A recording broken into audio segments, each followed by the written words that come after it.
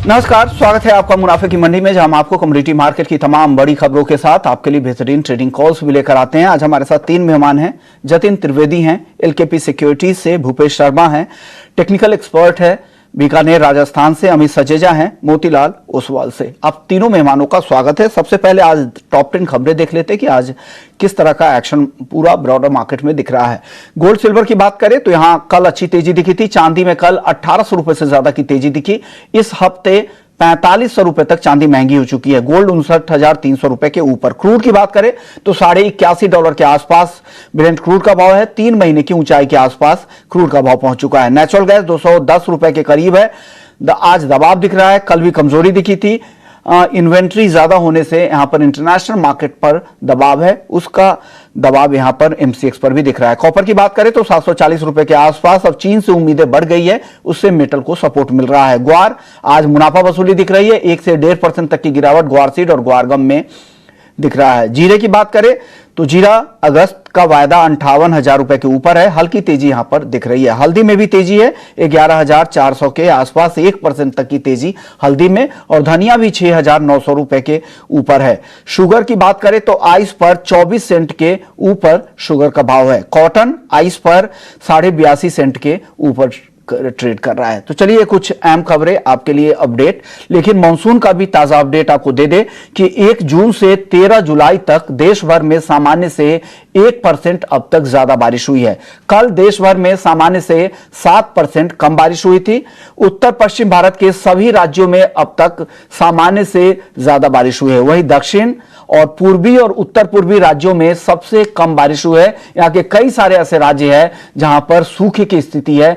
30% से ज्यादा सामान्य से इन राज्यों में कम बारिश हुई है, जिसमें बिहार, झारखंड, साउथ की बात करें तो कर्नाटक, केरला, तेलंगाना जैसे ऐसे राज्य है जहां पर 30% तक कम बारिश हुई है। महाराष्ट्र भी ऐसा इलाका है जहां पर 22% सामान्य से कम बारिश हुई है। आज कहां बारिश हो सकती है तो उत्तराखंड, उत्तर प्रदेश, बिहार, बंगाल और असम, ये ऐसे राज्य है जहां पर आज बारिश का अनुमान मौसम विभाग का है। मध्य प्रदेश, गुजरात, कर्नाटक, केरल, विदर्भ, कोंकण और मराठवाड़ा, ये महाराष्ट्र के ऐसे इलाके हैं जहां पर काफी कम बारिश हुई है, लेकिन आज वहां पर बारिश का अनुमान लगाया गया है। इसके अलावा हरियाणा, हिमाचल प्रदेश, पूर्वी राजस्थान, तेलंगाना और छत्तीसगढ़, ये ऐसे राज्य है जहां पर आज बारिश का अनुमान है। पूर्वी राजस्थान को लेकर यह अनुमान जताया गया है आज। लेकिन मौसम विभाग का अलर्ट भी कुछ राज्यों को लेकर जारी हुआ है। उसमें उत्तराखंड के लिए आज रेड अलर्ट है, वहां पर भारी बारिश की संभावना है। हिमाचल प्रदेश आज से फिर से 3-4 दिनों तक भारी बारिश की संभावना यहां पर जताई गई है। यूपी और असम के लिए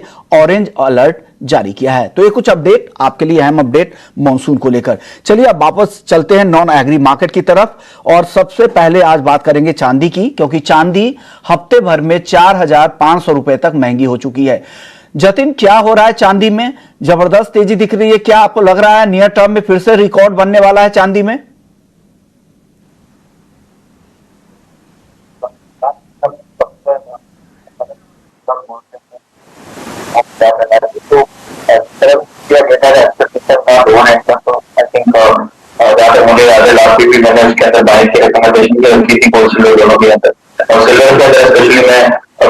यही कहूंगा कि गोल्ड और सिल्वर का जो रेशियो है वो बहुत अच्छी तरह से और फेवरेबल है चांदी के लिए। तो आगे चलते हुए आपको ये सिल्वर की रैली जो है और ज्यादा बढ़ते हुए देखने मिलनी चाहिए। इसके 2-3 कारण है। एक तो सीपीआई डेटा का कम आना, एक्सपेक्टेशन से भी कम आना। दूसरा, सीपीआई डेटा के कारण अब फेडरल रिजर्व के पास अब जगह थोड़ी कम बचेगी कि वो एग्रेसिवली और रेट हाइक करें। एक आध बार शायद हाइक और हो जाए, लेकिन अंडरटोन जो है वो हॉकिश से अभी थोड़ा थोड़ा न्यूट्रल तरफ, और आगे चलते हुए जो रेट कट्स की जो एक्सपेक्टेशन रहेंगी 6 मंथ डाउन द लाइन, वो और बढ़ जाती है। तो जिसके कारण हम जो है वो ये बिलियंस के अंदर बाइंग देखेंगे। और सिल्वर में स्पेशली बाइंग ज्यादा है, क्योंकि बेस मेटल का सपोर्ट इसको मिल रहा है बहुत ही स्ट्रांगली, और डिमांड जो पिकअप है वो ईवी सेक्टर के हिसाब से मुझे लग रहा है और आगे चलते हुए बढ़ते देखने मिलेगा आपको। तो चांदी का तो डेफिनेटली यहाँ पर बाय करके चले। थोड़ा सा डिप आता है तब पोजीशन बनाए अपनी। जो भी फ्रेश एंट्री लेना चाहते हैं उनके लिए एडवाइस रहेगा ये। जिनकी एंट्री ऑलरेडी है और पोजीशन होल्ड रखे, मेरी ये सलाह रहेगी। अपर टारगेट 76,000 से लेकर 76,500 के टारगेट्स के लिए होल्ड करके चल सकते हैं पोजीशन। न्यू एंट्री के लिए लेवल है 75,200, स्टॉप लॉस 74,800। जी विश्व जी। चांदी 75,200 पे आप खरीद सकते हैं, अभी भी खरीदारी का मौका दिख रहा है। जो करंट लेवल है यहां से 200-300 रुपए नीचे आने दे, फिर खरीदे 75,900 के टारगेट के लिए। जतिन, गोल्ड को लेकर क्या करना चाहिए? 59,300 के आसपास गोल्ड का भाव है, करंट लेवल पे खरीदारी बन रही है क्या? गोल्ड का मार्केट जो डेफिनेटली आपको पॉजिटिविटी का रहने जरूर पड़ेगा, लेकिन यहाँ पर जिस तरह से मार्केट का रिएक्शन रहा है, ये एक स्टेबल में आपको प्राइस जीरो देखने मिला। सीपीआई डेटा के बाद जो रिएक्शन था वहां पे जरूर पॉजिटिविटी का रिएक्शन था, लेकिन आउट परफॉर्मेंस जो है आपको सिल्वर में दिखने मिलेगा। तो जिसको एग्रेसिवली बेट लेना है वो सिल्वर के अंदर ट्रेड कर सकता है, लेकिन जिसको स्टेबल और रिस्क ना ज्यादा लेते हुए उसमें ट्रेड लेना है, जो ज्यादा करके सब लोग प्रीफर भी करते हैं, तो गोल्ड उसके लिए बहुत ही बेहतरीन एसेट है।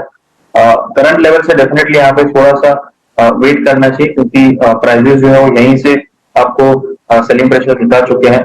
थोड़ा भी अगर डॉलर इंडेक्स के अंदर वापस से रिबाउंड आना शुरू होगा तो यहाँ पर आपको गोल्ड के अंदर जो है सेलिंग प्रेशर जरूर देखने मिलेगा। ऑफकोर्स चांदी के अंदर भी सेम रिएक्शन होगा, लेकिन एग्रेसिवली बेट लेना है तो चांदी है, थोड़ा सेफ बेट के साथ जाना है तो गोल्ड है। बाइंग साइड की रिकमेंडेशन देगी गोल्ड के अंदर, लेकिन लेवल जो है थोड़े से और वेट एंड वॉच के हिसाब से रहेगा। 58,500 से लेकर 58,700 के लेवल्स मुझे बहुत ही बेहतरीन लगते हैं गोल्ड में अंदर एंट्री लेने के लिए, ट्रेडर्स के लिए ये माइंडसेट है। और हायर साइड में 59,400, 59,500 एक मॉडेस्ट टारगेट रहेगा, ट्रेडर्स के हिसाब से ये व्यू पॉइंट बनेगा। जो लंबे समय की अवधि के हिसाब से व्यू पॉइंट रखते हैं उनके लिए फ्रेश व्यू पॉइंट यही है कि पोजीशन होल्ड रखें। फ्रेश एंट्री लेना चाहते हैं तो थोड़ा सा वेट कीजिए, 500-700 पॉइंट का एक ड्रॉप आने दीजिए, उसके बाद एंट्री लीजिए।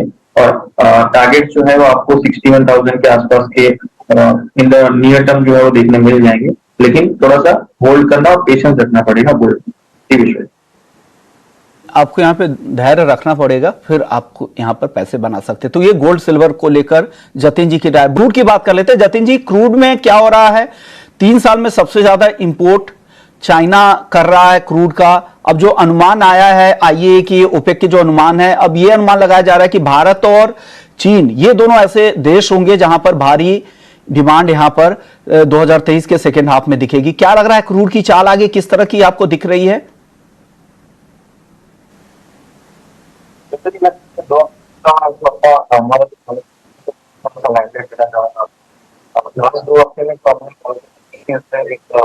मैंने दिया था कि जहाँ पर कोर का मार्केट जो रेंज दायरे के बाद धीरे धीरे आना शुरू कर रहा है। पहले जो रेंज बनी हुई थी वो 5500 से लेकर 5600 सपोर्टिव जोन था एमसीएक्स का, और 6100 के आसपास एक स्ट्रॉन्ग रेजिस्टेंस जोन था। लेकिन जिस तरह से हम जुलाई में एंटर किए हैं और ओपेक की तरफ से जो कट्स की जो इम्प्लीमेंटेशन होने वाली थी वो जुलाई से शुरू होने वाली थी, तो ये एक डेफिनेट फंडामेंटल सपोर्ट था यहाँ पर कि क्रूड का मार्केट जो है यहाँ से बॉटम आउट हो चुका है और एक रैली आपको देखने मिलेगी। साथ ही साथ में सेकेंडली दो तीन चीज जो पॉजिटिव हुई है क्रूड के लिए वो है इकोनॉमिक, कहीं ना कहीं डिमांड आना, चाइनीज इकोनॉमिक डेटा जो है वो अभी पॉजिटिव थोड़ा दिख रहा है। इन्फ्लेशन जो वहां पर और कंट्रोल में है, इनफैक्ट इन्फ्लेशन काफी हद तक बहुत ही नॉर्मल हो गया है वहां पर। तो ये जो सारी डेवलपमेंट्स हैं वो आगे चलते हुए और क्रूड को सपोर्ट करेंगी। ओपेक का स्ट्रॉन्ग व्यू पॉइंट यही है कि आगे चलते हुए कट्स जो है वो और भी एग्रेसिवली कर सकता है, जो अगर डिमांड साइकिल जो है उनको वीक लगी तो ये तो बात तय है कि अगर डिमांड वीक होने वाली है तो कट्स भी आ जाएंगे। अगर डिमांड है स्टेबल तो कट्स भले ना है, लेकिन डिमांड की वजह से प्राइस जो है ड्राइव होगा हायर साइड पे। तो यहाँ पर इसी रीजन की वजह से हमने देखा है कि पिछले इनफैक्ट ये होल वीक में हमने देखा एक स्ट्रॉन्ग रैली जो है क्रूड के अंदर देखने मिला है। और बाइंग साइड का रिकमेंडेशन रहा है पिछले हफ्ते 10 दिन के अंदर क्रूड के अंदर, और अभी भी बाइंग साइड पे रिकमेंडेशन दूंगा मैं। थोड़ा सा डिप मिलता है यहाँ पर, बाय करके चलें। 1 से 2 दिनों का व्यू पॉइंट है, 62.30 का स्टॉप लॉस रहेगा और 63.60 के हिसाब से टारगेट रखकर चलना है। ये मेरी सलाह रहेगी क्रूड के अंदर। आप सहमत है जतिन? आपको भी लग रहा है खरीदारी करके जाए? दोनों एक्सपर्ट्स कॉपर खरीदने की सलाह दे रहे हैं।